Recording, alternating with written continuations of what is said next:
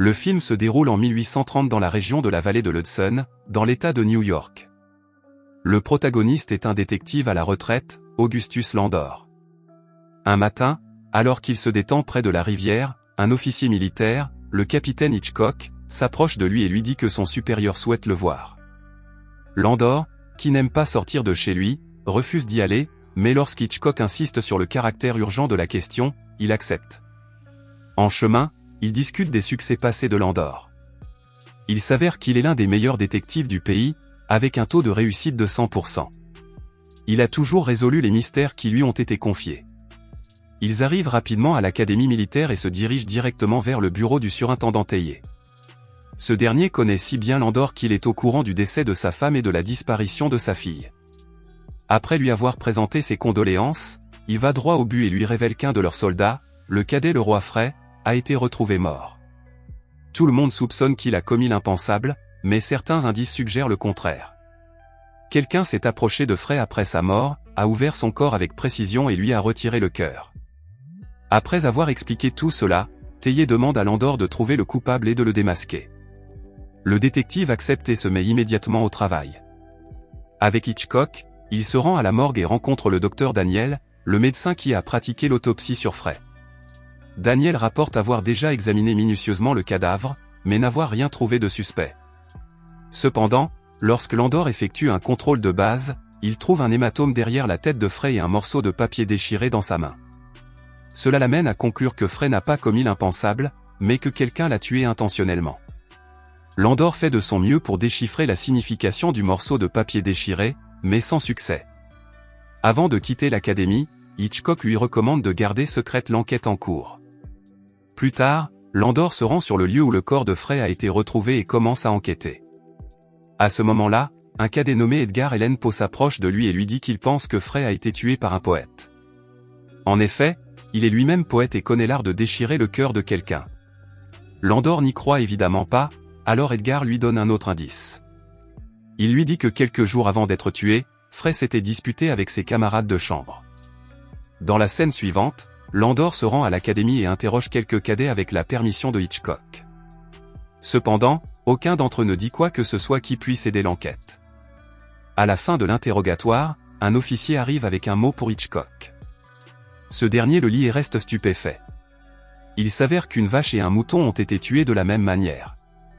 Leurs cœurs ont été arrachés après qu'on les ait laissés se vider de leur sang. Il est évident que le meurtrier les avertit d'arrêter l'enquête. Cependant, cela ne fait que renforcer la détermination de Landor à trouver le meurtrier. Il se rend donc directement chez Edgar et lui demande de l'aider à déchiffrer le message écrit sur le morceau de papier qu'il a trouvé dans la main de Frey. Bien qu'Edgar ne soit qu'un stagiaire, qui n'est pas autorisé à interagir avec des étrangers, il accepte de l'aider. Et, étonnamment, il trouve une réponse le soir même. Il se rend chez Landor et lui explique que, bien qu'il ne soit pas en mesure de dire ce que disait l'intégralité du message, le dernier paragraphe mentionnait « ne sois pas en retard ». Cela signifie que le meurtrier avait invité Frey à se rendre quelque part. Après une brève discussion, les deux hommes parviennent à la conclusion que le mot a été écrit par une femme. En effet, un cadet comme Frey n'aurait eu aucune raison de rencontrer un homme dehors tard dans la nuit. À ce moment-là, Edgar se souvient avoir vu une belle femme à l'extérieur de la base militaire le jour du meurtre. Le lendemain, Landor envoie un mot à Edgar, lui demandant de le retrouver dans une glacière près du lac du Courage. Sans perdre de temps, Edgar arrive sur place et trouve Landor en train d'inspecter une vieille maison abandonnée. À l'intérieur, il remarque un cercle et un triangle dessinés sur le sol et suppose que quelqu'un a accompli un rituel à cet endroit. Il ajoute que celui qui a accompli le rituel a placé le cœur de Frey entre les deux figures et a pratiqué la magie noire. Cependant, pour en savoir plus sur la magie noire, il emmène Edgar rencontrer l'un de ses amis spéciaux, John, expert en la matière. Ceux-ci lui fournissent des schémas des formes étranges et John déduit immédiatement qu'il s'agit d'un rituel de magie noire spécial, pratiqué pour obtenir l'immortalité. Il ajoute que pour l'exécuter, il faut le cœur d'un enfant non baptisé et celui d'un homme pendu. En entendant tout cela, Landor demande à Edgar de se lier d'amitié avec Artemu et d'essayer d'obtenir plus d'informations de lui. Le cadet accepte et commence à rencontrer Artemu régulièrement. Étonnamment, ils deviennent de bons amis. Un soir, Edgar retrouve Artemu et ses amis pour boire un verre. Au cours de leur conversation, il apprend que Frey avait une liaison avec la belle-sœur d'Artemu, Léa. Beaucoup pensent qu'il a commis l'irréparable après qu'elle l'ait quitté. Le lendemain matin, les funérailles du cadet assassiné ont enfin lieu. Alors que Landor rend hommage au défunt, il est abordé par la mère de Frey, qui lui remet le journal intime de son fils.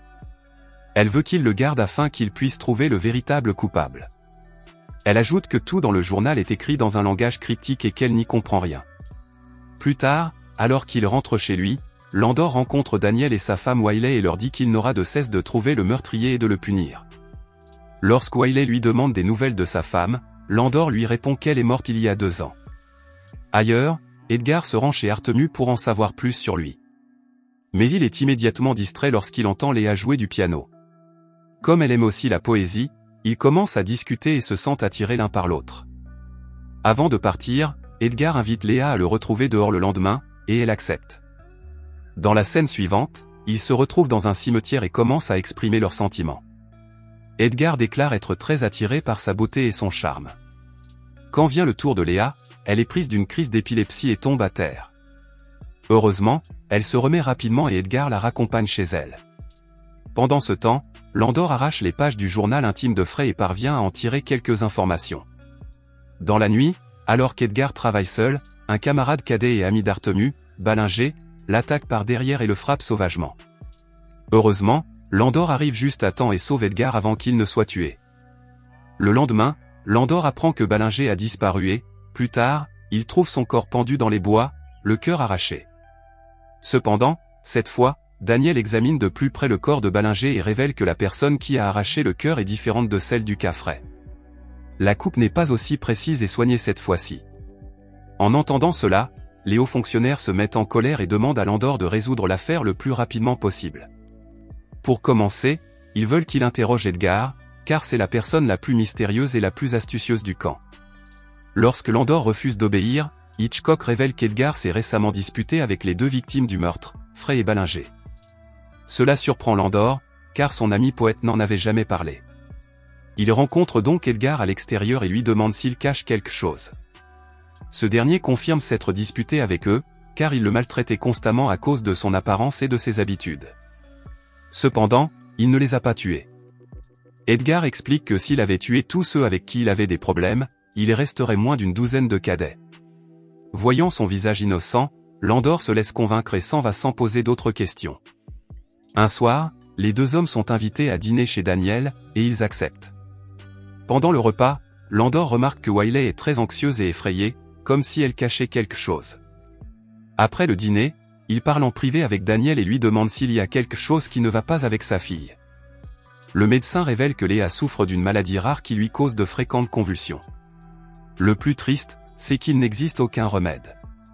À ce moment-là, Hitchcock arrive et les informe qu'un autre cadet, Stoddard, a disparu. Cela alarme Landor, qui se rend immédiatement dans la chambre du cadet. Il ne trouve rien, alors Landor soupçonne Stoddard d'être impliqué dans une affaire louche avec Frey et Ballinger, et c'est pour cela qu'il le recherche. Mais comme le corps n'a pas été retrouvé, il est possible qu'il se soit simplement enfui. Plus tard, Landor rend visite à son ami magicien, John, et lui demande des informations sur le chasseur de sorcières dont il lui avait parlé auparavant.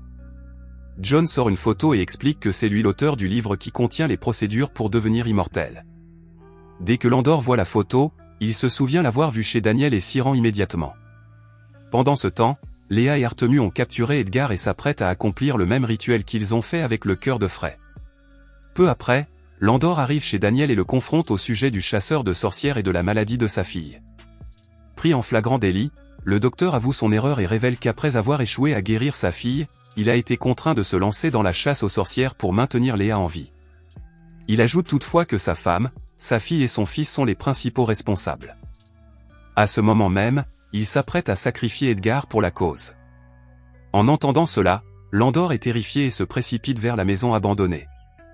Alors que Landor est soulagé, Léa se met en colère et commence à répandre de l'huile partout, provoquant un grand incendie. Artemu profite de l'occasion pour combattre Landor afin que sa sœur puisse poursuivre le rituel. Malheureusement, alors qu'elle est occupée, un gros poteau en bois lui tombe dessus, la faisant s'évanouir. Artemu se précipite pour la sauver, mais ils se retrouvent tous deux piégés dans le feu. Avant que toute la maison ne s'effondre, Landor attrape Wiley et Edgar et quitte les lieux.